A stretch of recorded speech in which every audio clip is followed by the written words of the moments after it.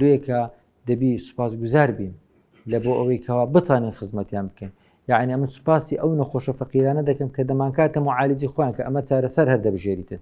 یعنی ئەگەر پارەشی لێ نەسین خۆ خێری لێ دەستینم ئێوە نییە کەواتەر قازانجمە، یعنی گەر پارەشمان داتی خۆ خێرمان دەداتێ لێک ئەبە ڕوحەتەی ئەمە ئێستاکە لە ناو تاقیکردنەوەی زۆر گەورە داینا.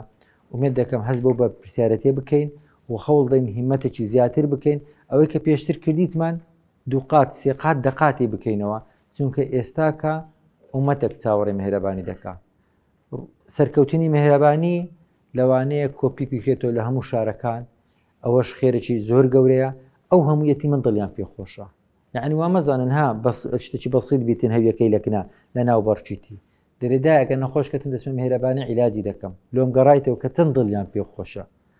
حتا داگەتیمەکان کە دێنەوە دەرێ کوڕەکەم هەویە هەیە، یعنی خۆی بە سەعیبی ئێرەدا دێنێت. چەند مهمە دڵی بێوەژنکی خۆش بکەین، دڵی یەتیمەکی خۆش بکەین.